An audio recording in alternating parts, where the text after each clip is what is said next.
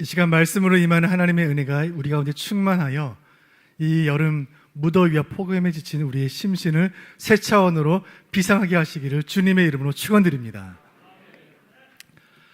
물건을 잃어버리고 애타게 찾던 경험 한두 번 없는 분은 없으실 것이라 생각이 듭니다. 저는 유독 어릴 적에 물건을 자주 잃어버려 어른들께 꾸중을 들으면서 지금은 어려서 그렇지만 어른이 되면 물건을 안 잃어버릴 줄 알았는데 그렇지도 않은 것 같습니다. 지하철 분실물센터에 가면 우산, 모자, 지갑 등등 주인을 찾는 물건들로 가득하죠. 사소한 물건일지라도 잃어버린 주인에게는 안타까운 일일 텐데 그 잃어버린 것이 생명일 경우에는 그 안타까움의 차원이 다릅니다. 저는 이런 전단지를 본 적이 있습니다. 한번 보여주실까요? 주인을 찾습니다.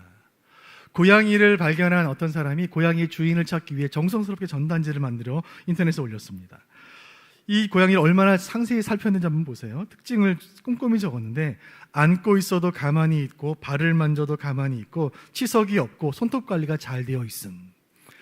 저는 고양이에게 치석이 있는지 고양이의 손톱이 있는지도 처음 알았습니다. 발톱은 알겠는데 손톱 관리가 잘 되어 있고 귀도 깨끗하고 핥히지 않는다. 이렇게 좋은 훌륭한 고양이를 보관하고 있는 그 사람의 마음이나 또 그런 좋은 고양이를 잃어버린 주인의 마음은 얼마나 아플까 생각이 되었습니다. 고양이가 꼭 주인을 찾았으면 좋겠다 생각한 적이 있습니다. 유기견들을 보호하는 보호센터 홈페이지에 들어가 보면 버려진 개들의 주인을 찾는 광고가 가득합니다. 또 잃어버린 동물을 찾는 그런 광고도 많이 있습니다. 어떤 광고를 보니까 잃어버린 강아지를 찾는 사례금을 수백만 원이라고 적어놓는 것을 보면서 그 주인의 안타까운 마음이 얼마나 큰지 잘 느낀 적이 있습니다. 이런 모습들을 보면서 주인을 잃어버린 것은 물건이나 동물만은 아니겠다라는 생각을 해보았습니다. 이 시대야말로 주인을 잃어버린 시대가 아닐까. 하루하루 정신없이 살다 보니까 내 인생의 주인이 누구인지, 누가 세상의 주인인지 생각하지 못하며 사는 사람들 얼마나 많습니까? 또 주인을 착각하는 사람들도 얼마나 많은가요? 내 인생의 주인은 나라고 생각하는 사람들 많이 있고요. 내가 가진 물건들은 내가 주인이니까 내 마음대로 사용할 수 있다고 생각하는 사람들 얼마든지 만날 수가 있습니다. 지금 저와 여러분은 교회에 나와서 예배당에 모여서 예배를 드리고 있습니다. 우리가 일주일에 한 번 정한 시간에 주일에 예배를 드리고 말씀을 듣는다는 것은 분주한 우리의 일상을 잠시 멈추고 하나님 앞에서 우리의 삶을 돌아본다는 의미가 있습니다. 여러분, 우리가 이 시간 우리 인생을 돌아보면서 내가 잘 살고 있는 것인지, 내가 크리스찬다운 인생을 살고 있는지 한번 점검하는 차원에서 이런 질문을 던져보기를 원하는 것입니다. 우리의 삶을 점검하기 위한 중요한 질문이 여기 있습니다. 나의 주인은 누구인가? 오늘 이 설교는 하나님의 이름 시리즈 6번째 설교입니다. 우리는 지난 6번의 시간을 지나면서 시간 하나님의 이름을 하나씩 알아가면서 우리가 사랑하는 하나님의 놀랍고 비밀한 성품을 발견해가는 행복한 시간들을 보내고 있습니다. 오늘 하나님은 그분의 이름을 아도나이라고 우리에게 소개하십니다. 아도나이, 주인, 주님이라는 뜻을 가진 그 이름으로 우리에게 찾아오신 하나님은 우리를 향해 이 설교를 통해 이렇게 묻고 계십니다. 누가 너의 주인인가? 성경에 아도나이라는 말이 여러 번 등장하는데 처음으로 등장하는 장면이 창세기 15장입니다. 치열한 인생의 순간을 만난 아브라함이 여호와를 부르고 있는 장면의 말씀 한번 보겠습니다. 창세기 15장 2절 말씀 보시죠. 같이 봅니다. 시작. 아브라함이 이르되 주 여호와여 무엇을 내게 주시려 하나이까? 나는 자식이 없사오니 나의 상속자는 이 다메섹 사람 엘리에셀이니이다. 아멘. 여기서 아브라함이 하나님을 부를 때 아도나이라고 부릅니다. 아도나이. 이 아도나이라는 말은 주님 혹은 나의 주라는 뜻을 가집니다. 자막 보여주시죠. 나의 주라는 뜻이 My Lord. 이 아도나이라는 이 이름은 하나님을 부르는 영광스럽고 존귀한 호칭입니다. 유대인들은 하나님의 이름을 함부로 불러서는 안 된다는 계명을 지키기 위해 여호와라는 이름을 놔두고 아도나이라고 불렀어요. 주님, 여호와가 하나님의 이름이라면 아도나이는 주여, 주님이라고 부르는 말입니다. 이 아도나이 주님이라는 이름은 우리에게 얼마나 익숙한 이름인가요?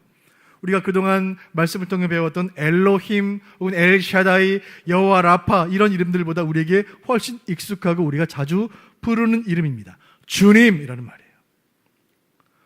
우리는 하나님을 향하여 주 여호와, 주 하나님이라고 부릅니다. 예수님 부를 때 주님이라고 말하죠. 예수님 가르치신 기도를 주 기도라고 불러요. 예수님의 날, 예배하는 날, 주의 날을 주일이라고 부릅니다. 주님께서 교회와 성도에게 맡기신 일을 주의 일이라고 말하죠. 찬양할 때 주의 영광, 주의 능력을 찬양하고, 기도할 때는 주여 은혜를 주옵소서 부르짖는 것입니다. 로마서 11장 36절 보실까요? 로마서 11장 36절 같이 보시죠. 시작. 이는 만물이 주에게서 나오고 주로 말미암고 주에게로 돌아갑니다. 영광이 그에게 영광이 세세 있을지어다. 아멘. 말씀 중에 만물이 주로부터 나오고 주로 말미암고 주에게로 돌아갑니다. 말씀의 뜻은 만물의 주인이 하나님이시라는 말씀이에요. 아도나이, 주님, 주인이라는 이 이름의 뜻은 온 우주를 창조하셨고 별들의 주인 되시며 지금도 세상 만물을 다스리시는 그 하나님이 우리의 주인 되신다는 뜻입니다. 여러분, 이 얼마나 합당한 이름입니까? 아도나이. 하나님의 이름이 아도나이, 즉 주인, 주님이라는 사실을 아는 순간 많은 것이 달라집니다. 하나님이 주인이라는 사실을 아는 순간 먼저는 내가 가진 것들이 실은 내 것이 아니라는 사실을 알게 됩니다. 우리는 어릴 적에 남의 것에는 손대지 말라고 배웠죠. 그래서 꼭 자기 물건에 이름을 쓰라고 배웠습니다. 그래서 저도 추억해 보면 초등학교 시절에 그렇게 제 물건에 이름을 철저히 써놨던 것 같습니다. 노트에, 필통에, 지우개에, 심지어 실내화에 매직으로 크게 이름을 쓰고 연필 한 자루 한 자루마다 다 제 이름을 써놨던 기억이 있습니다. 그리고 내 물건이 아닌 다른 물건에는 손을 대지 않도록 배웠어요. 대한민국 사람들 얼마나 철저히 훈련을 받았는지 지금도 카페나 식당에 가면 탁자 위에 남의 물건이 있어도 손을 대지 않습니다. 어떻게 핸드폰이나 지갑을 그냥 탁자 위에 두고 화장실에 다녀오고 전화를 받으러 나가는지 외국 사람들은 아주 신기해한다고 하죠. 발레리 콕스라는 분의 유명한 이야기가 하나 있습니다. 제목이 과자 도둑이에요. 여러분 한 번쯤 들어보셨을 겁니다. 한 여인이 공항 대합실에서 과자를 먹고 있었어요. 근데 옆자리에 한 남자가 앉았습니다. 그 남자가 자기 그 여인의 과자를 꺼내 먹는 거예요. 여인이 한 조각 먹으면 남자도 한 조각 먹고, 여인이 또 한 조각 먹으면 남자도 한 조각을 먹고, 마지막 과자가 하나가 남았습니다. 그 남자가 과자를 꺼내더니 둘을 딱 쪼개서 웃으면서 여인에게 반을 주고 반을 자기가 먹고 가버린 거예요. 뭐 저런 사람이 다 있는가? 여인은 생각하고 비행기에 올랐는데 가방을 열어보고 깜짝 놀랐죠. 자기 과자 봉지는 그대로 남아 있었습니다. 그렇다면 그 둘이 먹은 것은 누구의 과자였을까요? 누가 과자 도둑입니까? 이 이야기가 주는 교훈이 있습니다. 내 것이 아닌 남의 것에 손을 대서는 안 되죠. 내 것이 아닌 남의 것을 내 마음대로 해서는 안 되는 것입니다. 하나님의 이름이 아도나이, 즉 주인, 주님이라는 사실을 알았다면, 하나님이 내 인생의 주인이라는 것을 알았다면 내가 가진 것들이 실은 내 것이 아니라는 사실을 알아야 하고, 내 것이 아니라면 내 마음대로 해서는 안 된다는 사실을 알아야 합니다. 내 시간, 내 몸, 내 건강, 내 은사, 내 인생, 내 마음대로 해서는 안 됩니다. 내 시간의 주인께 내가 어떻게 살아야 하는지를 물어야 합니다. 그것을 우리는 기도라고 말해요. 내 몸의 주인께서 나에게 하라고 하신 일이 있습니다. 그것이 사명입니다. 내 인생의 주인께서 나에게 내 인생을 어떻게 사용해야 하는지 알려주신 내 인생 사용 설명서가 있으니 그것이 바로 성경입니다. 오늘 하나님의 이름 시리즈 6번째 시간, 우리는 시편 16편을 본문으로 그 이름을 아도나이라 하시는 하나님께서, 내 인생의 주인이신 하나님께서 우리 각자에게 주시는 그 음성을 듣기를 원합니다. 아도나이 하나님께서 우리에게 주시는 첫 번째 음성, 그것은 주께서 지키신다는 것입니다. 같이 읽어보겠습니다. 시작. 주께서 지키신다. 성경을 펴고 시편 16편을 찾으면 시편 16편의 표제가 이렇게 되어 있습니다. 다윗의 믹담. 이 믹담이라는 말의 뜻은 분명하지는 않아요. 그런데 그 어원이 조각하다, 새겨 넣다라는 뜻을 가진 것을 보면, 유추해 볼 때 우리 마음에 새길 만한 교훈을 담은 시, 이 정도로 생각하시면 좋을 것 같습니다. 다윗의 믹담이 시작이 됩니다. 시편 16편 1절 말씀 같이 보시죠. 시작. 하나님이여 나를 지켜주소서. 내가 주께 피하나이다. 아멘. 시가 시작되자마자 시인은 하나님께 부르짖고 있습니다. 나를 지켜주소서. 이 부르짖는 기도를 통해 우리는 이 시를 지은 시인이 위험 가운데 있다는 사실을 알게 됩니다. 본문을 끝까지 읽어보면 나타난 위험은 크게 두 가지인데 4절을 보면 그것은 영적인 위협이라는 사실을 알게 되고 10절을 보면 죽음의 위협이라는 사실을 알게 됩니다. 즉 신앙적인 위기와 생명의 위기가 동시에 찾아오는 거예요. 믿음이 흔들리면서 건강까지 나빠진 거예요. 설상가상이 엎친 데 덮친 격이었습니다. 그 어려움이 구체적으로 무엇인지는 알 수 없지만 그 위기 앞에서 시인이 취한 행동은 매우 지혜롭고 합당한 신앙인의 모습이었습니다. 1절 다시 보여주세요. 1절 다시 보겠습니다. 시작. 하나님이여 나를 지켜주소서. 내가 죽게 피하나이다. 아멘. 내가 죽게 피하나이다. 여기에 지혜가 있는 줄로 믿습니다. 사랑하는 성도 여러분, 하나님께 피하면 사는 것입니다. 하나님께 피하면 사는 것입니다. 여러분 위험에 처했을 때 어디로 피해야 하는가? 그 짧은 순간 재난을 맞이했을 때, 천재지변을 맞이했을 때, 사고를 당했을 때 내가 지금 어디로 가야 하는가? 그 짧은 1초, 2초 안에 그 짧은 순간의 선택이 생사를 가르는 것입니다. 건물에 화재가 나서 정전이 되었을 때 등불이 다 꺼져도 끝까지 꺼지지 않는 반드시 켜져 있는 등이 하나가 있습니다. 무슨 등일까요? 비상구 등입니다. 건축법상 그 등은 켜져 있게 되어 있습니다. 그 비상구를 따라 피하면 사는 거예요. 전쟁이 나면 방공호로 피해야 합니다. 지금 우크라이나 땅에 전쟁 중인데 방공호로 피신해 있는 한 가족이 어린 아이를 키우면서 하루하루 일상을 영상으로 찍어서 인터넷에 올린 것이 화제가 되었습니다. 갓난아기를 키우는데 방공호 안에서 부모가 첫 걸음마를 가르치고 있는 모습이에요. 전쟁이 속히 끝나서 그 가족이 빨리 밖으로 나왔으면 좋겠다, 이런 마음으로 우리가 또 전쟁이 끝나기 위해 계속 기도해야 할 줄로 압니다.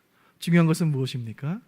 전쟁이 나면 방공으로 피해야 한다는 거예요. 여러분, 세상이 무너져도 어디로 피해야 하는지를 알면 사는 것입니다. 사랑하는 성도 여러분, 인생을 살다가 때로 신앙의 위기가 찾아오고 때로 삶의 위협을 만날 때 어디로 피해야 합니까? 하나님께 피하면 하나님께서 지키시는 줄로 믿으시기를 바랍니다. 아도나이의 하나님, 우리의 주인이신 하나님이 우리를 지키신다 약속하고 계세요. 구체적으로 무엇을 지키시는지 16장 5절 말씀이 말합니다. 우리 5절 말씀 보시죠. 같이 봅니다. 시작. 여호와는 나의 산업과 나의 자녀의 소득이시니 나의 분깃을 지키시나이다. 아멘. 말씀 가운데 산업이란 내가 받을 몫을 말해요. 하나님께서 나의 몫을 떼어 넣으셨다. 잔이라는 것은 나에게 필요한 모든 것을 말합니다. 주인께서 나의 필요한 모든 것을 준비해 놓으셨다. 분깃이라는 말은 제비 뽑기 할 때 쓰는 말, 제비라는 말입니다. 그 12지파가 제비를 뽑아 땅을 분배받을 때 쓴 그 말이에요. 여호와께서 나의 분깃을 지키신다는 말은 내가 내 인생의 제비를 뽑는 것처럼 보이지만 실은 주님이 잡고 계신다. 나의 운명은 주님의 손 안에 있다. 나의 미래는 주님이 책임지신다. 주님의 뜻 가운데 있다는 말이에요. 하나님께서 우리 인생에 필요한 것들을 지켜주시고 미래를 책임지신다 말씀하고 있습니다. 왜 그렇게 하시겠습니까? 왜 하나님이 우리를 지키시는 거죠? 우리 16편 2절 말씀 보시죠. 16편 2절 시작. 내가 여호와께 아뢰되 주는 나의 주님이시오니 주 밖에는 나의 복이 없다 하였나이다. 아멘. 말씀 가운데 여호와라는 이름이 나오고 아도나이라는 이름이 나옵니다. 하나님이 왜 우리를 지키시는가? 하나님이 우리의 주인이시기 때문입니다. 내 모든 것이 하나님의 것이기 때문에, 모든 주권이 하나님이기 때문에 하나님이 모든 것을 책임지시는 거예요. 하나님의 것이기 때문에 하나님께서 지키시는 거예요. 회사는 사장이 책임지는 것입니다. 가게는 사업주가 책임지는 거예요. 가족들은 가장이 책임지는 것입니다. 성도는 하나님의 소유된 백성이니 하나님이 책임지시는 줄로 믿으시길 바랍니다. 교회의 머리는 그리스도이시니 우리 교회 예수 그리스도께서 책임지신 줄로 믿으시길 바랍니다.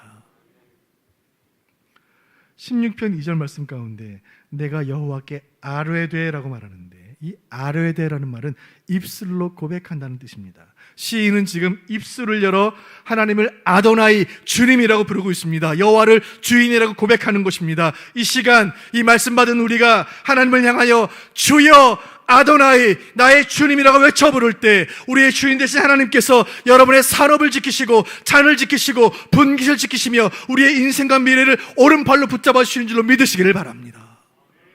주님께서 우리를 지키신다 약속하십니다. 아도나이 하나님께서 베푸시는 두 번째 은혜는 무엇인가? 그것은 주께서 살리신다는 것입니다. 놀라운 말씀입니다. 같이 읽어보겠습니다. 시작. 주께서 살리신다. 본문 9절 말씀 보시죠. 제가 읽어드리겠습니다. 본문 9절입니다. 이러므로 나의 마음이 기쁘고 나의 영도 즐거워하며 내 육체도 안전히 살리니. 아멘. 시인의 기도가 이어집니다. 아도나이 되신 하나님께서 나의 영혼과 육체를 평안히 살게 하신다. 그리고 10절 말씀 보시죠. 참으로 귀한 말씀 10절입니다. 같이 봅니다. 시작. 이는 주께서 내 영혼을 소홀히 버리지 아니하시며 주의 거룩한 자를 멸망시키지 않으실 것임이니이다. 아멘. 시편 기자는 말씀합니다. 하나님은 그분을 주인으로 섬기는 우리의 영혼을 멸망시키지 않으신다. 우리 하나님은 그분을 아도나이라고 부르는 그분의 백성이 결코 망하도록 죽도록 그냥 버려두지 않으신다 말씀합니다. 교회의 역사는 그리스도를 주인으로 고백하기 위해 생명을 바친 순교자들의 피의 역사입니다. 2000년 전 이 땅의 교회가 처음 시작되었을 때 세계 역사의 주인공은 로마였습니다. 세계 역사는 그 시대를 팍스 로마나라고 기록해요. 팍스 라틴어로 피스, 평화라는 뜻입니다. 로마에 의한 평화의 시기. 절대 강자인 로마에 맞설 만한 제국은 그 당시에 지구상에 없었습니다. 로마가 너무나 막강했기 때문에 온 땅에 전쟁이 그쳤고 평화가 도래한 것처럼 보였습니다. 그러나 교회는 전무후무한 박해의 시대로 접어들게 됩니다. AD 90년 도미티안 황제 때부터 AD 300년 디오클레티안 황제 때까지 사상 최악의 박해와 순교의 시간이 300년 계속됩니다. 로마의 철권 통치 아래 초대교회 성도들은 신앙 고백 한마디에 목숨을 걸어야 했습니다. 그 당시에 세계는 곧 로마였고 로마는 곧 세계였기 때문에 로마의 지도자 로마 황제는 지상에 현존하는 신과 같은 존재였습니다. 로마는 그 황제를 가이사라고 부르면서 신으로 승격시켰고 로마가 지배하는 이 지구상의 모든 백성들에게 황제를 신으로 숭배할 것을 강요했습니다. 로마 황제 가이사를 하나님으로 섬기며 그 가이사를 아도나이, 주님이라고 고백해야지만 목숨을 부지할 수 있었습니다. 목숨 지키기 위해 세상의 모든 사람들이 로마 황제를 아도나이, 주로 고백했지만 나사렛 예수를 믿고 섬기는 크리스천들은 그렇게 할 수가 없었습니다. 나의 주는 가이사가 아니요, 나의 주인은 황제가 아니요, 나의 주는 오직 나를 위해 죽으시고 부활하신 예수 그리스도 한 분뿐입니다.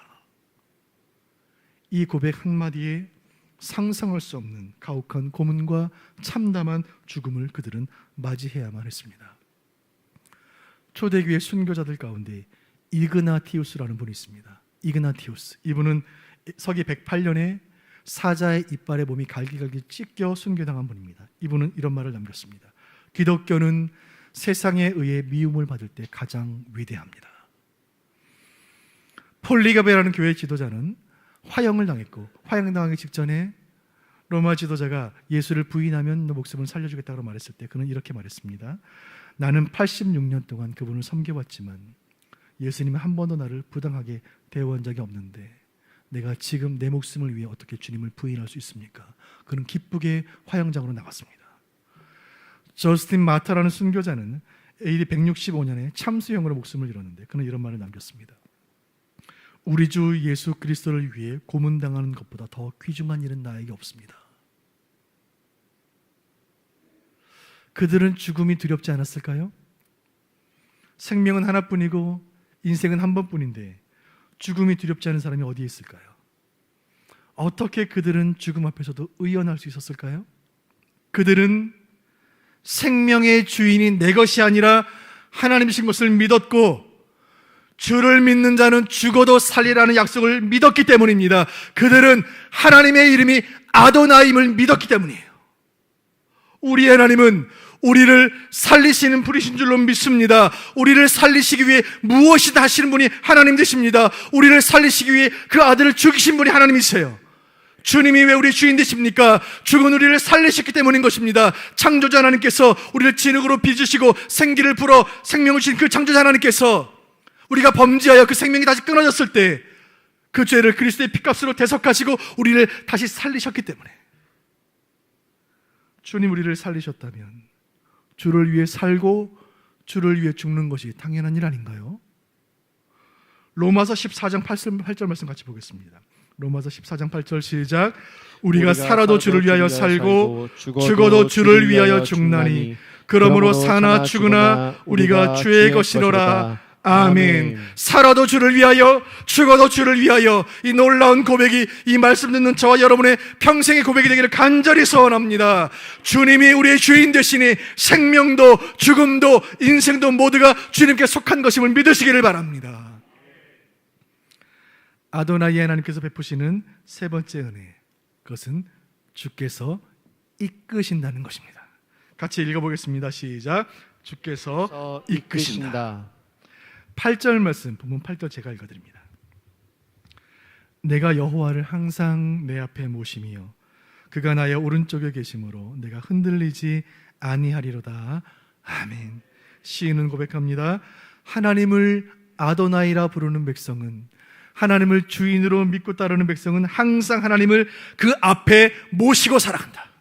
코람데오, 하나님 앞에서, 하나님 면전에서 살아간다. 그리고 결코 하나님보다 앞서지 않는다. 하나님이 내 인생 이끄시기에 기도보다 앞서지 않고 말씀보다 앞서지 않는다. 아도나이, 주님이신 그 주님을 따르는 인생은, 하나님을 따르는 인생은 결코 흔들리지 않는다. 그리고 11절에 이렇게 고백합니다. 11절은 같이 보겠습니다. 시작. 주께서 생명의 길을 내게 보이시리니 주의 앞에는 충만한 기쁨이 있고 주의 오른쪽에는 영원한 즐거움이 있나이다. 아멘. 주님께서 이끄시는 인생이 얼마나 행복한 인생인가 시인은 노래합니다. 내 인생의 주인이신 하나님께서 우리 인생길을 앞서가시며 이끌어 가신다. 그 길은 생명의 길이요, 그 길은 기쁨의 길이요, 그 길은 즐거운 길이라 시인은 노래하고 있습니다. 이 땅을 사는 우리는 무엇인가에 이끌리며 이 땅을 살게 되어 있습니다. 세상에 이끌려 살고, 유행에 이끌려 살고, 돈에 이끌려 살고, 쾌락에 이끌려 사는 사람들 많이 있습니다. 성도 여러분, 여러분은 무엇에 이끌려서 살고 계신가요? 미국의 심리학자인 에이브라함 매슬로우는 인간의 욕구를 5단계로 구분하여 이른바 욕구 단계 이론이라는 것을 발표한 적이 있습니다. 인간이 무엇을 원하는가, 무엇에 이끌려 사는가, 하나의 피라미드 모양으로 이것을 설명했습니다. 한번 보여주시죠. 가장 낮은 단계는 생리적인 욕구이다. 그리고 그 다음 단계는 안전의 욕구이고, 또 애정과 소속의 욕구이고, 그리고 존경의 욕구를 지나 자아 실현의 욕구로 욕구가 점점 상승된다. 그런데 여기 중요한 것은 무엇인가요? 이 이론의 핵심은 가장 낮은 차원의 그 욕구가 채워지지 않으면 그 윗단계 욕구는 생기지 않는다는 거예요. 이 중 제1단계인 생리적인 욕구는 모든 인간, 모든 문화, 모든 나이를 초월하여 모든 사람에게 나타나는 기본적인 욕구로서 음식에 대한 욕구, 물에 대한 욕구, 수면에 대한 욕구, 호흡에 대한 욕구, 성욕 같은 것들을 뜻해요. 가장 낮은 단계이지만 가장 강한 욕구인 이 단계는 생존을 위한 욕구이기 때문에 생존의 욕구라고 불러도 좋을 것입니다. 생존의 문제가 해결되지 않으면 안전이나 존경이나 자아실현의 욕구는 생기지 않는다는 거예요. 생존의 욕구는 얼마나 강합니까? 살아남기 위한 욕구는 동물들에게 나타나죠. 겨울에 생존하기 위해 곰은 굴을 파는 것이고, 겨울에 생존하기 위해 철새들은 따뜻한 남쪽 나라로 수천 킬로를 날아가는 것입니다. 생존하기 위해 연어는 강을 거꾸로 거슬러 오르는 것이고, 생존하기 위해 벌들은 열심히 꿀을 모읍니다. 생존을 위한 모든 동물들의 노력은 아름답고 숭고한 것입니다. 그러나 인간인 우리가, 하나님 형상대로 지음받은 우리가, 성도인 우리가 그저 생존을 위해서만 산다면 우리가 동물과 다를 것이 무엇인가요? 만일 성도인 우리가 그저 내 배 부른 것으로 만족하고 그저 따뜻한 잠자리로 만족한다면, 생존 그 이상을 바라지도 않고 꿈꾸지도 않는다면 우리는 과연 누구입니까?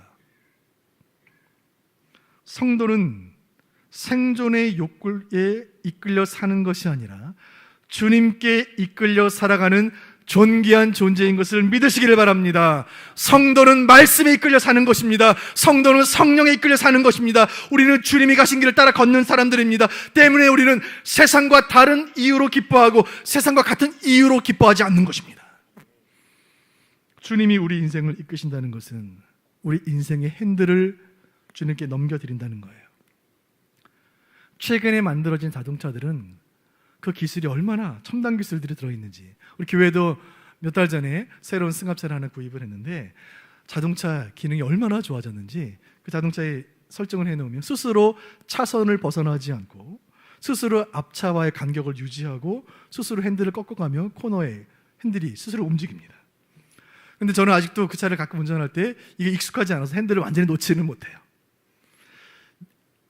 움직이는 내 인생의 자동차에서 내 인생의 핸들을 놓는다는 것은 큰 용기가 필요한 일이에요. 내 인생의 핸들을 주님께 맡긴다는 것은 큰 믿음이 필요한 일입니다. 하지만 여러분, 한치 앞을 알 수 없는 인생길 내 손으로 붙잡고 있는 것보다 주님 손에 맡기는 것이 훨씬 더 안전한 줄로 믿으시길 바랍니다. 주님께 맡기면 주님께서 이끄실 줄로 믿으시길 바랍니다. 간절히 바라는 것은 이 말씀 듣는 우리에게 주님께서 큰 용기를 주시고 큰 믿음 주시기를 바랍니다. 다른 무엇에 이끌리는 것이 아니라 오직 주님께 이끌리는 인생 살아가는 여러분 되시기를 주님의 이름으로 축원드립니다. 주님이 이끄시는 삶이야말로 가장 행복한 인생이요, 주님이 이끄시는 교회야말로 가장 복된 교회인 줄로 확신합니다. 말씀을 정리하며 적용을 하기 원해요. 두 가지 적용을 하기 원합니다. 첫 번째 적용은 주를 위하여 살아야 한다는 것입니다. 주를 위해 살라. 시 한 자락을 나누며 말씀을 정리하려고 해요. 김상용 시인이 나무로 창을 내겠소라는 시를 발표한 적이 있습니다. 제가 그 시를 읽어드리겠습니다. 나무로 창을 내겠소 김상용. 밭이 한참 가리 괭이로 파고 호미론 풀을 매지요. 구름이 꼬인다 갈래 있어 새 노래는 공으로 들으랴오. 강냉이가 있걸랑 함께와 자셔도 좋소. 세상 욕심 버리고 작은 것에 만족할 줄 아는 시인의 자족의 마음이 잘 표현되어 있는 아름다운 시입니다. 이 시의 마지막 한 줄이 앞걸입니다. 왜 사냐건 웃지요. 왜 사냐건 웃지요. 목회자로서의 직업병일 수도 있는데 성도들을 만나면 이런 질문들을 던질 때가 종종 있습니다. 직장인들을 만나면 왜 일하세요? 무슨 목적을 가지고 일하세요? 학생들을 만나면 왜 공부하죠? 어떤 목적을 가지고 공부합니까? 성도들을 만나면 왜 사세요? 삶의 이유는 무엇인가요? 이런 질문을 던지면 어떤 답이 돌아올까요? 목사님 왜 살긴요? 사니까 살지요. 죽지 못해 삽니다. 사는 게 징글징글합니다. 여러분 무엇이라 답하시겠습니까? 살아보니까 사는 게 만만치가 않습니다. 무엇을 위해 사는지 생각할 여유도 없이 정신없이 살아온 것이 지나온 우리의 인생이고, 또 그렇게 앞으로 우리 인생도 강물처럼 흘러가는 게 아닌가 생각할 때 마음에 헛헛한 마음이 들기도 합니다. 하지만 성도인 우리는 한 번 사는 인생 후회 없이 살기를 원하고, 다시 돌아오지 않는 내 인생 영적으로 성공하는 삶을 살기를 원하기에 이 시간 아도나이의 하나님을 만나야 하는 줄로 믿습니다. 나의 주인 되시며 주님이신 그 하나님을 만나고 나면 살아야 할 이유가 분명해지는 것입니다. 우리는 내 인생의 주인이신 주님을 위해 사는 것입니다. 성도라면 그냥 사는 사람 없습니다. 크리스찬 중에는 대충 사는 사람은 없습니다. 예수 믿는 순간 내가 살아야 할 이유가 분명해지기 때문입니다. 지난 교회 역사 2000년 역사 가운데 끝없는 고난과 순교와 핍박이 있었지만 오늘까지 교회가 건재한 이유가 있습니다. 기독교는 부활의 종교이기 때문입니다. 기독교는 예수의 부활을 믿습니다. 그리고 성도의 부활을 믿습니다. 우리 주님 다시 오신 그날에 모든 육체가 살아날 것을 우리는 믿는 것입니다. 그리고 우리는 이미 죽었다가 다시 살아난 인생들인 것을 우리는 고백하는 것입니다. 우리가 예수 알지 못할 때, 믿음이 없을 때, 내 인생의 주인이 누구인지 모르고 살아갈 때 우리는 죽어 있었던 것입니다. 그랬던 우리가 복음 듣고 예수 믿어 살아나 영적인 생명을 얻어 이 자리에 주님을 예배하고 있는 것입니다. 죽었다가 살아난 인생들은 왜 살아야 하는지 방황하지 않습니다. 주님을 위해 사는 것입니다. 그리고 주님을 위해 죽는 것입니다. 한국의 초창기에 제자 훈련에 목숨을 걸었던 신앙의 선배들이 외쳤던 구호가 있습니다. 아프지도 말고 죽지도 말자. 아프지도 말고 죽지도 말자. 복음을 위해, 사명을 위해, 주님을 위해 아프지도 말고 죽지도 말자. 주께 받은 사명 다 감당하고 주님 부르실 때 내 아버지 집으로 가는 것, 그것이 저와 여러분의 인생인 줄로 믿습니다. 두 번째 말씀을 통해 우리가 적용하는 것은 주의 뜻대로 살라는 것입니다. 내 인생의 주인이 주님이시라면 우리는 주의 뜻대로 살아야 하는 것입니다. 마태복음 7장 21절 보시죠. 마태복음 7장 21절 시작. 나더러 주여 주여 하는 자마다 천국에 다 들어갈 것이 아니요 다만 하늘에 계신 내 아버지의 뜻대로 행하는 자라야 들어가리라. 아멘. 우리 마음을 뜨끔하게 하는 말씀이에요. 주여 주여 하는 자가 천국 가는 것이 아니다. 주의 뜻대로 행하는 자가 천국에 간다. 주여 주여 부르는 사람도 얼마나 많이 있습니까? 그러나 주의 뜻대로 사는 사람 찾아보기 어렵습니다. 힘들면 누구나 주님을 찾습니다. 아프면 누구나 주님의 이름을 부릅니다. 그러나 주님 말씀대로 살고 주님 뜻대로 사는 사람 찾아보기 어렵습니다. 사랑하는 교우 여러분, 주님 뜻대로 살기를 원하십니까? 내가 어떻게 살아야 하는지 나를 향한 주님의 뜻이 궁금하시다면 이 여름에 성경을 펴고 말씀 묵상의 삼매경에 빠져보시기를 바랍니다. 하나님의 이름 시리즈 설교는 다음 주로 끝이 납니다. 그리고 8월이 되면 마가복음 강의 말씀이 3달 동안 진행이 되겠습니다. 여러분 다시 한번 성경 통독에 다시 한번 도전하시고 성경 필사 다시 시작하시기를 바랍니다. 사랑하는 부모 여러분, 우리의 자녀들이 주님 뜻대로 살기를 원하고 우리 자녀들을 향한 주님의 뜻을 알기를 원한다면 이 여름에 우리 자녀들을 여름 성경학교에 보내시고 수련회에 보내시기를 바랍니다. 우리 자녀들이 말씀 듣고 예수님 만나면 자녀들의 인생이 달라질 줄로 믿으시기를 바랍니다. 우리가 주기도문 암송하면서 주님 기도로 늘 고백하는 것처럼 우리 인생이 나의 뜻을 이루는 인생이 아니라 뜻이 하늘에서 이룬 것처럼 땅에서도 이루어지기를 바라는 인생 살아가는 여러분 되시기를 바라고, 그 모습을 통하여 우리 인생의 주인 되시는 아도나이의 하나님께 큰 영광 올려드리는 저와 여러분 되시기를 주님의 이름으로 축원합니다.